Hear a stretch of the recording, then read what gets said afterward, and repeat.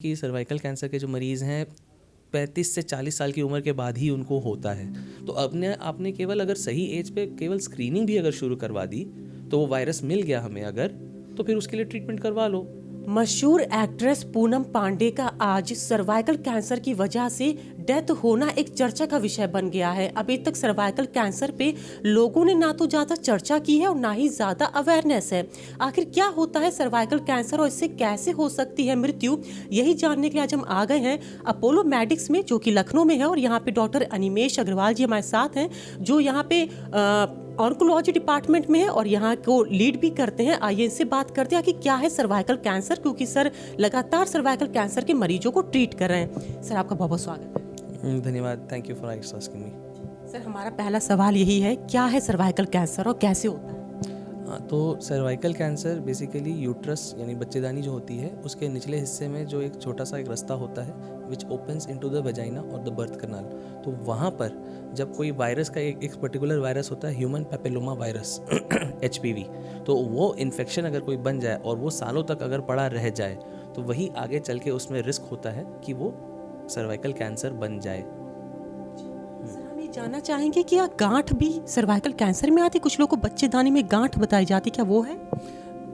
Normally जो बच्चेदानी की गांठ की बात हो रही है that is usually a fibroid, तो वो अलग चीज़ होती है। और हम जिस चीज़ की बात कर रहे हैं वो बच्चेदानी के एकदम निचले हिस्से में अंत में जो मुंह छोटा सा एक रहता है, वो पतला सा रास्ता होता है, उसकी हम लोग बात कर रहे हैं। तो सर्विक्स में जो गांठ होती है वो अलग होती है, एंड सर्विक्स की जो गांठ होती है उसके लक्षण भी अलग होते हैं। सर्वाइकल कैंसर के क्या लक्षण होते हैं? इन केस किसी को होता है, कैसे पहचाने लक्षण? हाँ, तो नॉर्मली तो जैसे इसकी शुरुआत छोटी चीज़ों से होती है कि मान लीजिए कि सेक्स के टाइम आपको पेन फील हो रहा है, या सेक्स के टाइम थोड़ी ब्लीडिंग होने लगी, या फिर उसके बाद होगा कि इन बिटवीन पीरियड्स ब्लीडिंग होने लग गई, या जो पीरियड्स आते हैं वो ज़्यादा हैवी आ रहे हैं, इस तरह के सिम्टम्स हो सकते हैं। फिर वहाँ पे जब कभी इन्फेक्शन बन जाए पड़े पड़े तो फिर वो इन्फेक्शन से फिर डिस्चार्ज आने लगता है। तो डिस्चार्ज यानी कि फिर गंदगी आती है, फाउल स्मेलिंग होती है, बदबू जैसे रहता है। इस तरह के लक्षण टिपिकली होते हैं। और जैसे जैसे फिर बीमारी बढ़ती चलती है तो फिर उसकी वजह से फिर दर्द वगैरह शुरू हो सकता है, फिर और भी दिक्कतें आ सकती हैं। सर क्या सर्वाइकल कैंसर के भी कई प्रकार होते हैं? वैसे तो प्रकार होते ज़रूर हैं, पर उन प्रकार में प्रैक्टिकली स्पीकिंग एक मरीज़ के लिए डिफ्रेंशिएट कर पाना उतना प्रैक्टिकल नहीं हो पाएगा। वो आप जब डॉक्टर से मिलोगे तो डॉक्टर जो चेकअप करेंगे उसमें वो आइडेंटिफाई करके किस प्रकार के लिए क्या सही ट्रीटमेंट होगा आपको ज़्यादा बेहतर गाइड करेंगे। सर सर्वाइकल कैंसर की जो समस्या है महिलाओं को ही ज़्यादा होती है या मेल में ये बीमारी होने के चांसेस नहीं होते? नहीं, क्योंकि जो सर्विक्स है वो बेसिकली यानी कि बच्चेदानी के मुंह का रास्ता है, तो यूट्रस लेडीज़ का है, तो it is essentially a disease of ladies. Sir क्या सर्वाइकल कैंसर क्यूरेबल है? क्या इसको बिल्कुल क्योरेबल है, एब्सोल्युटली क्योरेबल है। अगर हमें अर्ली स्टेज में मिले तो हमारा तो 90% के ऊपर भी क्योर रेट्स हैं हमारे। But even more than curable we should be talking about prevention करना है हमने इसका। तो हम लोग जैसे एक बात करते हैं प्राइमोर्डियल प्रिवेंशन, और एक दूसरा होता है एक्चुअल प्राइमरी प्रिवेंशन। प्राइमोर्डियल मतलब हम रिस्क फैक्टर को ही ना बनने दें, और एक प्राइमरी प्रिवेंशन होता है कि चलो अब जब रिस्क आ ही गया है तो फिर उससे फिर फर्दर होने से कैसे बचा जाए। हम ये जानना चाहेंगे कि आपके पास कितने केस आ रहे हैं सर्वाइकल कैंसर को, क्या एज होती है इसकी? टिपिकली देखा जाता है, एटलीस्ट इंडिया में हम लोग देखते हैं कि सर्वाइकल कैंसर के जो मरीज़ हैं 35 से 40 साल की उम्र के बाद ही उनको होता है। इससे पहले यंग एज में होना थोड़ा अनकॉमन है। ये जो वायरस वाला इन्फेक्शन है ये कई सालों तक जब प्रेजेंट रहता है तभी आगे चल के कैंसर बनता है। इसीलिए इसकी स्क्रीनिंग काफ़ी इफ़ेक्टिव होती है। आपने जो पूछा हम लोग कितने पेशेंट ट्रीट कर रहे हैं, तो जैसे हमारे यहाँ रेडिएशन फैसिलिटी है, रेडिएशन है, सर्जन्स हैं हमारे, तो radiation is one of the main ways of treating cervical cancer. तो अगर मान लीजिए हमारे दिन में 60-70 मरीजों का ट्रीटमेंट चल रहा हो, तो उसमें से आप मान सकते हैं कि एवरी सिंगल डे 60-70 में से 15-20 मरीज तो केवल सर्वाइकल कैंसर के होंगे। तो ये एक तो बीमारी काफ़ी कॉमन है बट ट्रीटेबल है, ठीक है। और गवर्नमेंट अपनी तरफ से कोशिश करती है, ऐसा नहीं है फैसिलिटीज़ नहीं है ट्रीटमेंट की, बट जानकारी की एक बहुत सॉलिड बहुत कमी है यहाँ पर। जो लोअर सोशो इकोनॉमिक स्ट्रेटा है उनके पास जानकारी कहाँ से आएगी? वो तो जहाँ पहुँचेंगे वहाँ जो मिल पाया ट्रीटमेंट वहाँ से वापस चले जाते हैं। सर बचाव कैसे हो सकता है? तो बचाव के लिए दो मेन चीज़ें। सबसे पहला तो सर्वाइकल कैंसर स्क्रीनिंग, ठीक है। स्क्रीनिंग बड़ा सिंपल सा टेस्ट होता है, कोई भी गायनेकोलॉजिस्ट कर सकते हैं, पैप स्मीयर होता है। तो वो 3 साल में एक बार एटलीस्ट अगर आप करवाएं, टिपिकली हम लोग बोलते हैं कि 35-40 साल की उम्र के बाद स्टार्ट हो जाना चाहिए। 3 साल में एक सिंपल सा टेस्ट होता है, OPD बेस्ड टेस्ट है, इनएक्सपेंसिव है, आप करवा सकते हैं, आप रेगुलर फॉलोअप में करवाते रहें। एंड अगर टिपिकली अगर 4-5 साल तक अगर वो 4-5 टेस्ट तक अगर वो नेगेटिव रहती है रिपोर्ट, तो फिर उसके बाद वो रिस्क चला जाता है। तो ये तो हो गया स्क्रीनिंग की बात। उससे भी इम्पॉर्टेंट चीज़ होती है वैक्सीनेशन। तो सर जो वायरस है HPV वायरस, इसके अगेंस्ट वैक्सीन अवेलेबल है, जो अभी तक केवल इंटरनेशनल कंपनीज़ की आती थी, तो पर डोज काफ़ी एक्सपेंसिव होती थी, 5-6 हज़ार पर डोज कॉस्ट आती थी उसकी। अब इंडिया में सेरम इंस्टीट्यूट पूना में उन्होंने अब एक इंडिजिनस वैक्सीन डेवलप कर ली है, जिसकी पर डोज कॉस्ट केवल 200 से 300 आती है। दिल्ली में केजरीवाल जी ऑलरेडी एक इसका पायलट प्रोजेक्ट चला रहे थे।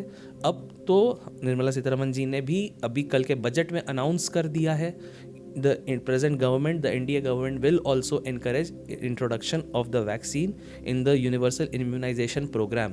तो इंडिया में हर इम्यूनाइजेशन प्रोग्राम जो होता है, हर बच्चों का एक शेड्यूल होता है, जो कि इंडिया की गवर्नमेंट रिकमेंड करती है कि इतने तो होने ही होने हैं, ठीक है। तो उसमें इस वैक्सीन को ऐड किया जाएगा। तो स्कूल गोइंग एज के जो गर्ल्स होती हैं, तो 9 से 15 की उम्र के जो बच्चे होते, लड़कियां होती हैं, उनके लिए ये वैक्सीन लगाई जाती है, 1 या 2 dose depending on exact as. Sir मेरा एक सवाल ये भी है, अब तो सर्वाइकल कैंसर की वैक्सीन है, लेकिन जो 1990 की पहले की जनरेशन है, 1990 की जनरेशन है, उनमें क्या ये होने के चांसेस है? क्योंकि उस टाइम पे तो सर्वाइकल कैंसर की कोई मुझे लग रहा है ऐसी थी नहीं वैक्सीन।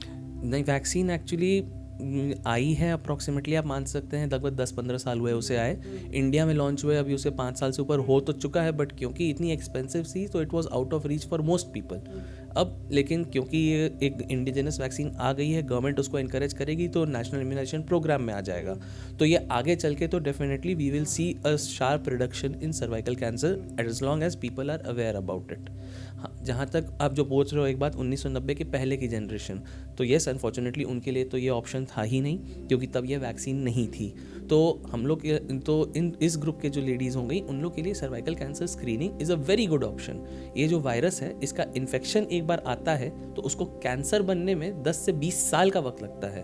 तो आपने केवल अगर सही एज पे केवल स्क्रीनिंग भी अगर शुरू करवा दी, तो वो वायरस मिल गया हमें अगर, तो फिर उसके लिए ट्रीटमेंट करवा लो, बात ख़त्म, कैंसर कभी बनेगा ही नहीं। सर कॉस्ट क्या होती है? OPD बेसिस पे होता है, वो तो डिपेंड करता है आप कहाँ करवा रहे हो। सरकारी में तो फ्री ऑफ कॉस्ट होती है ये टेस्टिंग, एंड प्राइवेट हॉस्पिटल्स में भी इट्स नॉट वेरी एक्सपेंसिव। यानी फर्स्ट तो आपको स्क्रीनिंग ही करानी है। एब्सोल्युटली। अभी करंटली जो एज लेडीज़ हैं हु आर एट रिस्क, उनके लिए screening is the way to go. Screening क्या पेनफुल होती है? किस तरह की स्क्रीनिंग होती है? एक कोई भी गायनेकोलॉजिकल एग्जामिनेशन अगर आपने जैसे कभी भी करवाया हो, तो it is something like that only. The test itself is painless. एक बहुत हल्का सा एक थोड़ा सा सैंपल निकाला जाता है, पेनलेस टेस्ट होता है, और फिर उसकी रिपोर्ट 2-3 दिन में बन जाती है। सर ये सैंपल कहाँ से निकालते, लाइक कोई ब्लड? गायनेकोलॉजिस्ट करते हैं ये टेस्ट। ये पेल्विक एग्जामिनेशन होता है, यानी बच्चे देने की रास्ते, क्योंकि हम लोग सर्विक्स की बात कर रहे हैं, बच्चेदानी के मुंह की बात कर रहे हैं, तो वहाँ से एक सैंपल लिया जाता है। बट वो टेस्ट पेनलेस होता है, कोई भी गायनेकोलॉजिस्ट कर सकते हैं। डेथ रेट क्या है? अपने यूपी में बात करें तो डेथ रेट क्या है? ये अनफॉर्चुनेटली काफ़ी हाई है। हम लोग बात करें अगर, तो for every 10 patients who are diagnosed with this disease, around 4 will lose their lives, ठीक है। तो that is very sad. In a preventable cancer that should not be the case. और ख़ास करके अगर अर्ली स्टेज में मिल जाए, तो हम लोग तो 90% क्योर रेट्स की बात कर रहे हैं अनफॉर्चुनेटली, लेकिन 20% पेशेंट्स हमें लास्ट स्टेज में मिलते हैं, ठीक है। तो अभी ये एक बहुत बड़ा गैप है जिसको हमें ब्रिज करने की ज़रूरत है। तो काफ़ी हद तक तो जानकारी का भी इशू है, एंड जहाँ तक लोग अवेयर होंगे तो ज़्यादा स्क्रीनिंग कराएंगे, स्क्रीनिंग से ज़्यादा अर्ली स्टेज डिटेक्शन होगा, अर्ली स्टेज डिटेक्शन या फिर इवन प्रिवेंटेबल स्टेज भी हमें मिल जाएगा। एंड अगर वैक्सीनेशन धीरे धीरे जैसे अपटेक बढ़ेगा, तो may be even the numbers will go down. बहुत धन्यवाद सर हमसे बात करने के लिए। तो डॉक्टर अनिमेश अग्रवाल जी थे जो हमसे बात कर रहे थे, जिन्होंने ये बताया कि कितना ज़्यादा ये जो डेथ रेट है इसके बढ़ रहे हैं। 10 में से 4 लोग अपनी ज़िंदगी गंवा दे रहे हैं, और इसका कारण सिर्फ ये है कि लोगों को लक्षण देर से पहचान में आते हैं, लास्ट स्टेज पे वो हॉस्पिटल आते हैं, जिस वजह से उनकी ज़िंदगी बचाना बहुत मुश्किल हो जाता है। तो अगर आपको सर्वाइकल कैंसर से बचना है, तो उन्होंने ये भी बताया कि स्क्रीनिंग 35 से 40 साल की उम्र में आप ज़रूर करा लें। तो इसमें स्क्रीनिंग के ज़रिए जो भी लक्षण होंगे वो सामने आ जाएंगे। आपको बता दें कि मशहूर एक्ट्रेस हैं पूनम पांडे, आज उनकी डेथ हो गई और पूरे देश भर में ये चर्चा का विषय एक बार फिर छिड़ गया है, खासतौर पर महिलाओं के बीच की आखिर सर्वाइकल कैंसर क्या है। तो ऐसी और दिलचस्प जानकारी जुड़े मेरे साथ। मैं लखनऊ से अंजलि सिंह राजपूत, न्यूज़ 18।